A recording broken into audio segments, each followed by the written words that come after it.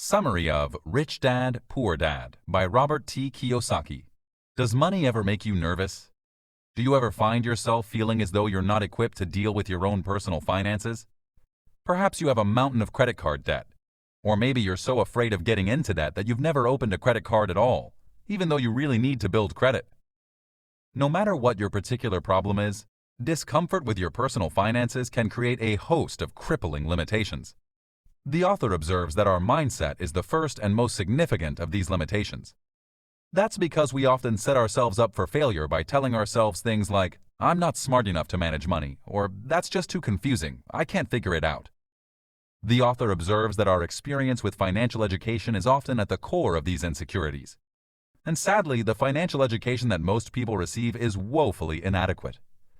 Schools are more concerned with cramming our minds full of algebraic equations than teaching us about a credit score. And our parents may feel just as lost as we do when it comes to money management, so they're ill-equipped to teach us themselves. In the author's experience, this lack of education highlights an appalling class divide that might be addressed if we want to improve our access to financial education. And over the course of this summary, we'll use the author's personal experience as an investment banker to illustrate the variation between what rich and poor people teach their children about money. Chapter 1. Explore your money motivations. The author's experience has shown him that when it comes to money, people are motivated by one of two things: greed or fear. We aren't always aware of these feelings, but if we don't make a conscious effort to think about how we manage our money, these emotions can instinctively drive our decisions. To put this theory to the test, the author invites us to imagine a hypothetical scenario. Let's say you just started a new job with a massive pay raise. Sounds awesome, right? But it's the next step, deciding what to do with that money, that determines how awesome your financial future will be. So as you contemplate the scenario, what do you think would be the right thing to do? Should you buy a new house and make it as close to your dream house as possible? Should you buy a new car, nicer clothes, or any of the other fashionable accoutrements that would make your life appear more glamorous? Or should you invest in something like stocks and bonds? The author's research indicates that this is where the class divide really comes into play. Wealthy people teach their children to hang on to their wealth, even if that means redistributing it a bit by investing in stocks. The people who make this choice understand that even if you're parting with a little bit of your wealth in the short term, those investments will make you money in the long run, and that makes it a good choice. However, people who have less financial education are unlikely to make choices that would secure a solid financial future for themselves. Although wealthy parents teach their children that investments are a very real and viable option, other people lack that kind of comfort with stocks and bonds. For people who were not born into wealth, stocks seem almost as fictitious and unrealistic as unicorns. People in this position might not know a great deal about investments, and as a result, they feel uncomfortable with the topic. They might not know what constitutes a good investment, and they might worry that investing will cause them to lose money. So, in a fearful bid to keep their money safe, they spend it on more tangible things like property and cars. These purchases might be flashy and cool. They might seem more solid and secure because you can literally see where your money's going. But unlike investments, your new house or new car will never make you money. In fact, they simply suck your newfound wealth right out from under you. And that's why the key takeaway from this chapter is to avoid falling prey to the common temptations that overwhelm financially ignorant people. Your feelings might tell you that a new house is a better purchase, but feelings can lie. So if you want to acquire and maintain your wealth, it's important to identify the emotional factors that motivate your relationship with money, and then learn to ignore them. Instead of listening to your feelings, replace them with knowledge that can help you make sound decisions about your finances. And in the next 2 chapters, we'll take a look at the financial education you need that was never taught in schools. Chapter 2. Who Wants to Be a Millionaire? If you went up to the average person on the street and asked them this question, pretty much everybody would say, "Yes, I'd love to be a millionaire." However, the author observes that having an excess amount of wealth can be more problematic than you might think. That's because it's a lot easier to become a millionaire than it is to stay a millionaire. Why? Well, although we tend to conceptualize $1 million as being an infinite sum of money, the truth is that it's anything but. So let's imagine that you really do have $1 million. You spend at least half of it on a fancy house. You spend more on a luxury car. You spend a little extra on some designer clothes to match your new lifestyle. Now an overwhelming portion of your infinite amount of money is gone. How are you going to make your house payment? How will you pay for your flashy car's insurance or repairs? How can you keep up with your new high-class friends? What are you going to do when something breaks in your house? The authors observe that self-made millionaires who hang on to their nest eggs are successful because they considered these dilemmas in advance and planned accordingly. Sure, there are a lot of young self-made millionaires and celebrities who are happy to flash wads of cash around and who blow their money trying to maintain their lifestyle, but these are the folks who quickly run out of cash. By contrast, the millionaires who make few expensive purchases and control their budgets carefully are able to hold on to their wealth for a long time to come. And the author's research indicates that many millionaires practiced this strategy for a long time before they ever attained their wealthy status. In fact, the penny-pinching strategies that they employed are so accessible that pretty much anyone could implement these tips to become a self-made millionaire. Here's how it works. You start by simply cutting out all the purchases you don't need. The things we buy may be different for everyone, but the logic is the same. Because at one point or another, everyone has thought, oh, it's only $5, $10, or $15. It won't hurt to spend just a little bit. But every time we employ that logic and spend another small amount on something we don't need, we're throwing away another little bit of money.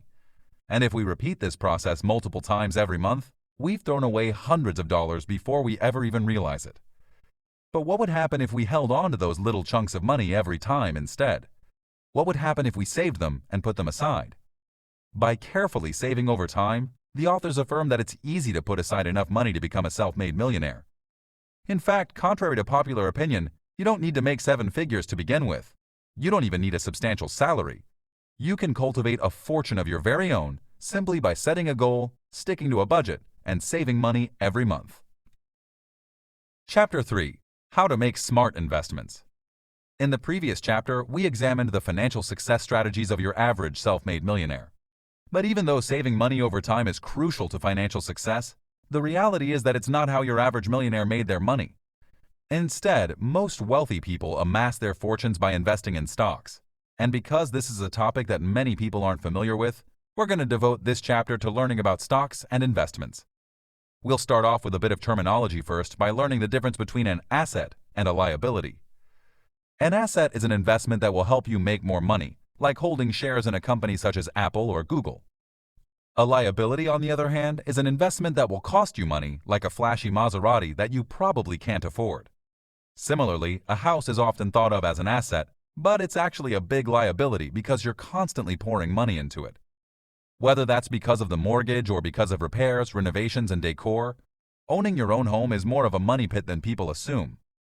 But now that we've taken a look at some terminology and some common misconceptions, let's dive in and learn more about making smart investments. So first of all, let's take a look at what an investment really is. Renowned investment banker and CEO Warren Buffett defines investing as the process of laying out money now to receive more money in the future. So now that we have a solid definition for investing, let's unpack the inner workings of the stock market and how to invest in it. We'll start with this simple and accessible explanation from professional investor and financial analyst Chad Langager. To begin to understand the stock market, we first need to know what stocks are. Langager begins by providing a simple definition of stocks. Stocks, or shares of a company, represent ownership equity in the firm, which gives shareholders voting rights as well as a residual claim on corporate earnings in the form of capital gains and dividends. Stock markets are where individual and institutional investors come together to buy and sell shares in a public venue. Nowadays, these exchanges exist as electronic marketplaces. Share prices are set by supply and demand in the market as buyers and sellers place orders. Order flow and bid-ask spreads are often maintained by specialists or market makers to ensure an orderly and fair market. So now that we know more about investing in stocks, we can move forward and develop a better understanding of the stock market and how it works. Langager adds that the prices of shares on a stock market can be set in a number of ways, but the most common way is through an auction process where buyers and sellers place bids and offers to buy or sell. A bid is the price at which somebody wishes to buy, and an offer, or ask, is the price at which somebody wishes to sell. When the bid and ask coincide, a trade is made. The overall market is made up of millions of investors and traders who may have differing ideas about the value of specific stock, and thus the price at which they're willing to buy or sell it. The thousands of transactions that occur as these investors and traders convert their intentions to actions by buying and/or selling a stock cause minute-by-minute gyrations in the market over the course of a trading day. A stock exchange provides a platform where such trading can be easily conducted by matching buyers and sellers of stocks. For the average person to get access to these exchanges, they would need a stockbroker. This stockbroker acts as the middleman between the buyer and the seller. Getting a stockbroker is most commonly accomplished by creating an account with a well-established retail broker. This explanation helps us to understand how the stock market works and how the average person can buy and sell stocks. But this information doesn't tell us why someone would want to invest in the stock market.